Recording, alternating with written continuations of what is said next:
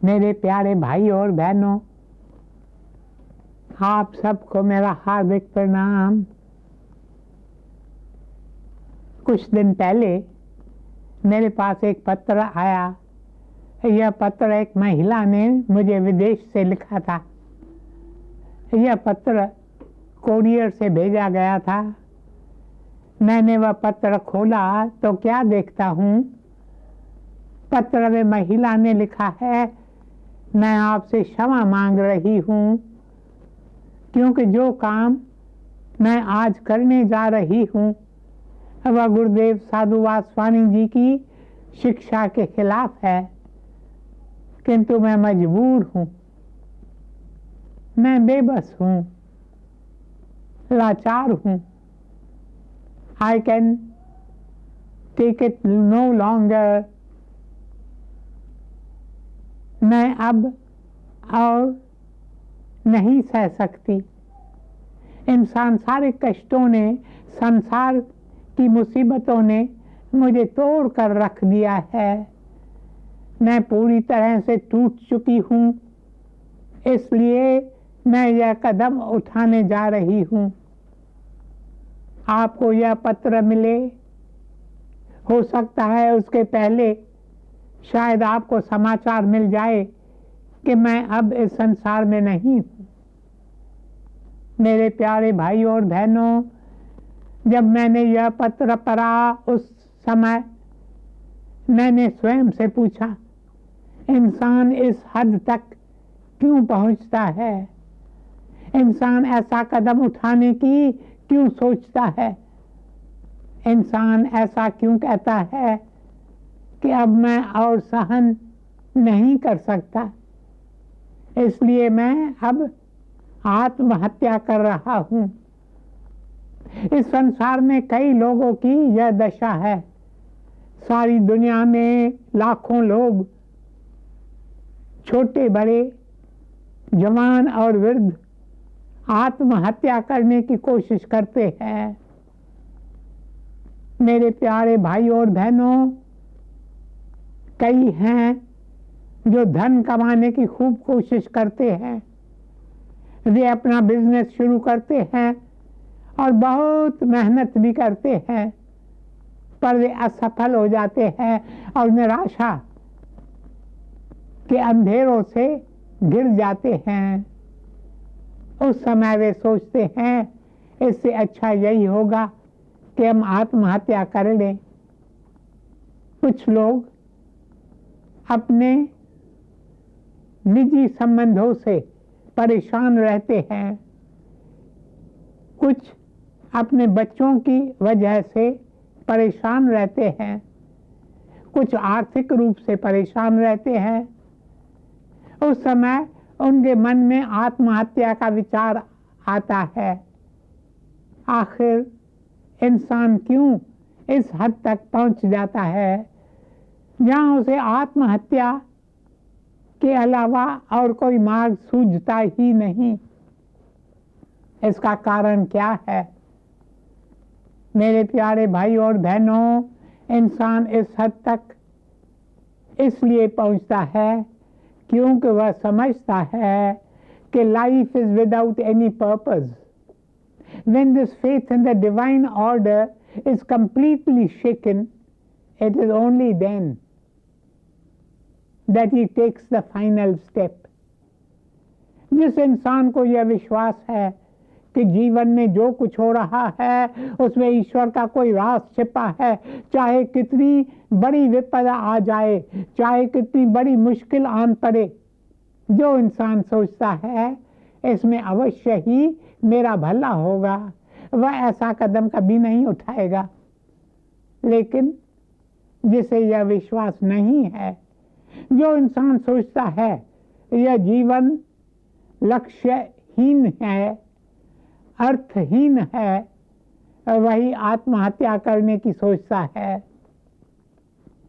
मेरे प्यारे भाई और बहनों, एक बात कभी मत भूलना, कभी भी मत भूलना, यह सत्संग की शिक्षा है कि जीवन में जो कुछ होता है उसमें ईश्वर का कोई ना कोई राज होता है। ईश्वर हमें जो भी अनुभव भेजते हैं। Life is a series of experiences. जीवन अनुभवों का एक कारवान है। हमारे जीवन में कई अनुभव आते हैं, क्योंकि यह जीवन एक पाठशाला है, एक कॉलेज, एक विश्वविद्यालय है। इस पाठशाला में, विश्वविद्यालय में अध्यापक हैं। वे अध्यापक कौन से हैं? वे अध्यापक हैं हमारे अनुभव। Every experience is a teacher. It comes to teach us some lesson or the other which we need to learn. एक एक अनुभव अपने साथ वह सबक लेकर आता है जो हम में से एक एक को सीखना है जरूर। इसलिए जब हमें यह विश्वास हो जाता है कि भगवान ने जो अनुभव मुझे भेजा है बेशक बहुत कठिन लग रहा है, बेशक ऐसा लग रहा है कि मुझ पर बहुत बड़ी विपत्ति आ गई है, मैं ऐसी बीमारी का शिकार हो गया हूँ जिसे डॉक्टर लाइलाज बता रहे हैं, किंतु एक एक अनुभव मुझे कुछ न कुछ सिखाने आता है, इसमें मेरा ही हित है। फिर हम ऐसा कदम नहीं उठाते हैं। हमारे दिल में आत्महत्या करने का विचार भी कभी नहीं उठता। मेरे प्यारे भाइयों और बहनों, हमारे जीवन में जो कुछ होता है उसमें ईश्वर का कोई राज छिपा है। इसलिए हमें विश्वास का दामन कभी नहीं छोड़ना चाहिए। इतनी शक्ति हमें देना दाता, मन का विश्वास कमजोर होना।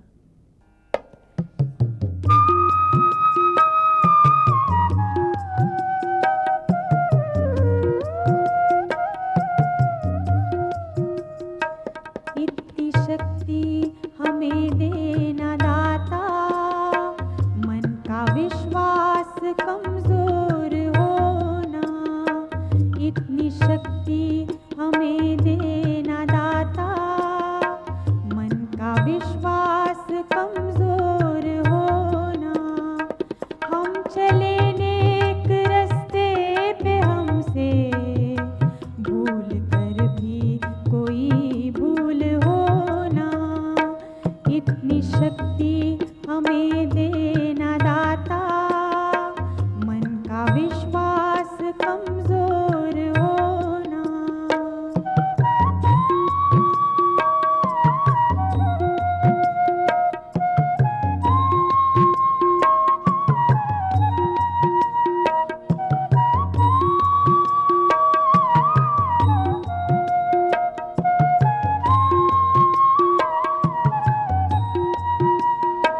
हर तरफ जुल्म है, बेबसी है, सहमा सा हर आदमी है। हर तरफ जुल्म है, बेबसी है, सहमा सा हर आदमी है। पाप का बोझ बढ़ता ही जाए, जाने कैसी धरती थमी है। बोझ ममता से तू ये उठा ले, तेरी रचना कहीं अंत होना। हम चले नेक रास्ते पे, हमसे भूल कर भी कोई भूल होना। इतनी शक्ति हमें देना दाता, मन का विश्वास कमजोर होना। मन का विश्वास कमजोर होना। मन का विश्वास कमजोर होना। मेरे प्यारे भाइयों और बहनों, मुझे लगता है आज के इस युग को इस शिक्षा की बहुत ज़रूरत है। मैं चाहता हूँ यह शिक्षा एक एक स्कूल, एक एक कॉलेज में विद्यार्थियों को दी जानी चाहिए। जो भी होता है, what ever be the experience, howsoever difficult it may be, याद रखना उसमें ईश्वर का कोई राज छिपा है। यह अनुभव तुम्हें कुछ सिखाने आया है, इसलिए तुम बहादुरी से उस अनुभव का सामना करो।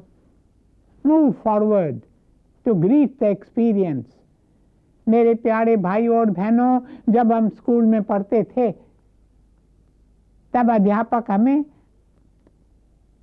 अपना लेखन सुधारने के लिए बार बार एक पंक्ति लिखने को कहते थे। ये पंक्ति अंग्रेजी भाषा में है। यह पंक्ति है, every cloud has a silver lining, every cloud has a silver lining. बादल कितने काले होते हैं, बादल कितने काले होते हैं, पर एक एक काले बादल को चांदी सी रेखा होती है। क्यों?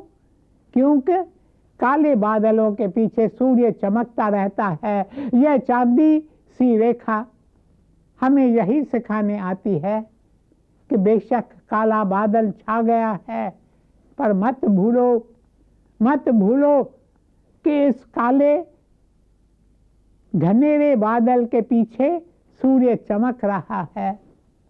समय आएगा जब यह काला बादल दूर हो जाएगा और एक बार फिर सूर्य का प्रकाश चारों ओर फैल जाएगा। मेरे प्यारे भाई और बहनों, महाभारत में एक ऋषि के बारे में बताया गया है जो एक समय बहुत निर्धन थे। उनके पास अपना पेट भरने के लिए भी कुछ नहीं होता था। वे अपनी रोजी रोटी कमाने की बहुत कोशिश करते, किंतु उनकी हर कोशिश विफल हो जाती। पर जैसे तैसे कहीं से उन्हें थोड़ी रकम मिल जाती है। वे सोचते हैं मैं इस रकम से 2 बैल खरीद कर सकता हूँ। वे बाजार से 2 बैल खरीदते हैं और उन्हें जुए योक से बांधकर अपने घर की ओर चल पड़ते हैं। वे रास्ते से चले जा रहे थे कि अचानक पता नहीं कहां से एक मस्त ऊंट आता है और अपने सिर से उस जुए योक को ऊपर उठाता है, जिससे दोनों बैल जो रस्सी से बंधे थे उन्हें फांसी लग जाती है और दोनों बैल वहीं हवा में लटक कर मर जाते हैं। ऋषि सोच रहे थे अब मैं इन बैलों के सहारे खेती करूंगा, फिर जो फसल होगी उससे मुझे खूब धन मिलेगा। मैं अपने और अपने परिवार वालों की देखभाल अच्छी प्रकार कर पाऊंगा। किंतु दोनों बैल मर जाने से उसकी सारी आशाएं टूट जाती है। पर जल्दी ही वे एक संत के संसर्ग में आते हैं जो ऋषि को यही एक शिक्षा देते हैं कि हे प्रिय, जीवन में कोई भी कठिन अनुभव आए, चाहे कोई भी तकलीफ, चाहे कोई भी कष्ट, चाहे कोई भी मुसीबत, कोई भी बीमारी आए, ये कभी मत भूलना कि उसमें प्रभु का कोई राज छिपा है, उसमें ही तुम्हारा हित है। वे ऋषि इस शिक्षा को अपने जीवन में अपना लेते हैं और एक बड़े ऋषि बन जाते हैं। मेरे प्यारे भाइयों और बहनों, जीवन में हर पल, हर कदम हमारे सामने 2 रास्ते होते हैं। These 2 paths are open to us at every step, in every round of life. एक रास्ते को आशावादी कहते हैं और दूसरे को निराशावादी कहते हैं। हम कोई भी रास्ता चुन सकते हैं। एक है आशावादी रास्ता। इसमें हम जीवन की हर मुसीबत, हर विपदा में, हर कष्ट में अपनी आशा को बुझने नहीं देते। हम निराश नहीं होते। जो लोग आशावादी रास्ते पर चलते हैं वे भाग्यशाली होते हैं। The path of optimism the way of optimism. Jail में दो कैदी बंद थे, दोनों को एक काल कोठरी में रखा गया था। कई दिन वे सूर्य की एक किरण तक नहीं देख पाए। फिर एक दिन उन कैदियों से कहा गया, आज तुम दोनों को जेल के मुख्य द्वार की ओर ले जाएंगे। मुख्य द्वार बंद रहेगा, तुम जेल से भाग नहीं पाओगे, पर तुम मुख्य द्वार की सलाखों से बाहर की दुनिया देख पाओगे। इतने दिन तुम काल कोठरी में बंद रहे हो, इसलिए आज तुम कुदरत के कुछ नज़ारे देख लो। दोनों मुख्य द्वार पर आते हैं। उनमें से एक कैदी आकाश की ओर देखता है। रात का समय था, आकाश में चांद की रोशनी फैली थी, तारे चमक रहे थे। यह देखकर उसके मन में कई तरंगे उठने लगी और वह एक गीत गुनगुनाने लगा। तुलसी मगन भय राम गुन गाय के, गोपाल गुन गाय के।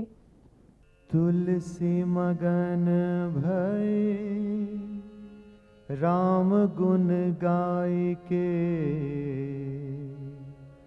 राम गुन गाय के।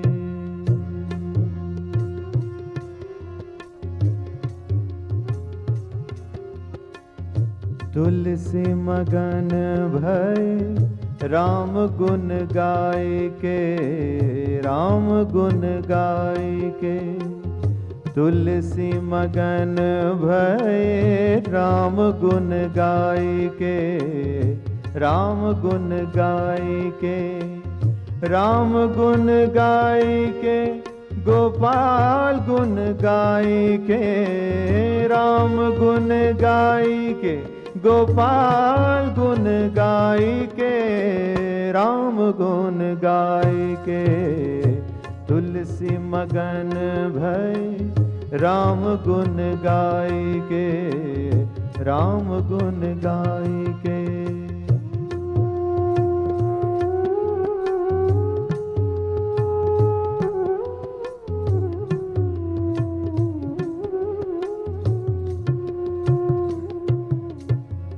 कोई चढ़े हाथी घोड़ा पालकी मंगाई के,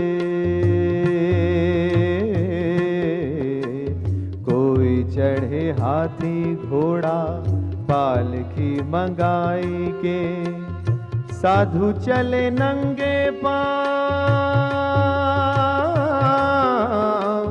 साधु चले नंगे पांव, कीड़ी को बचाई के, राम गुण गाय के। तुलसी मगन भय राम गुण गाय के, राम गुण गाय के। तुलसी मगन भय राम गुण गाय के, राम गुण गाय के।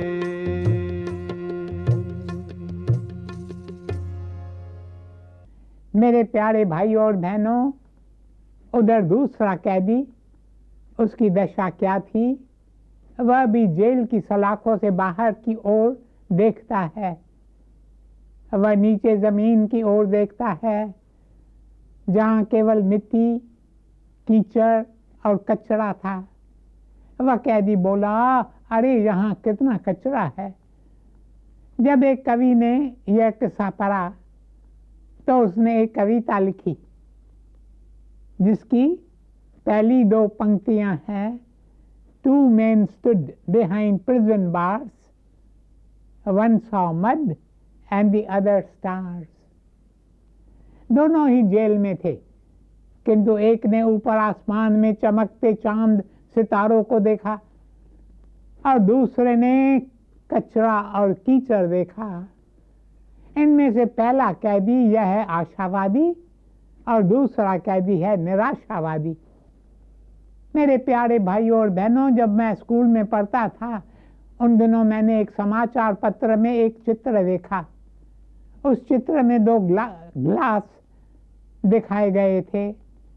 दोनों ग्लास पानी से आधे भरे थे, किंतु एक ग्लास पर सुंदर मुस्कुराता हुआ चेहरा छपा हुआ था और उसके नीचे ये शब्द लिखे थे, हे भगवान तेरा धन्यवाद, मैं हमेशा आधा भरा रहता हूँ। और दूसरे ग्लास के बाहर एक मुरझाया हुआ दुखी चेहरा छपा था और उसके नीचे ये शब्द लिखे थे, ऐसा जीवन किस काम का जो हमेशा आधा खाली रहना पड़े। इनमें से पहला है आशावादी और दूसरा है निराशावादी। मेरे प्यारे भाइयों और बहनों, जीवन में कई समस्याएं आती हैं। यदि हमारा दृष्टिकोण सही होगा तो हम उसका आसानी से सामना कर सकेंगे। डॉक्टर कार्ल मेनिंजर विदेश के एक बड़े मनोवैज्ञानिक हो गए हैं। एक अवसर पर उन्होंने कहा, attitudes are more important than facts. दृष्टिकोण सच्चाई से ज्यादा महत्वपूर्ण होता है। सच्चाई चाहे यह हो कि मैं अंधेरी रात से गुजर रहा हूँ, अब इस सच्चाई का कोई महत्व नहीं है। महत्व इस बात का है कि मैं इस सच्चाई को किस नजरिए से देखता हूँ। Attitudes are more important than facts.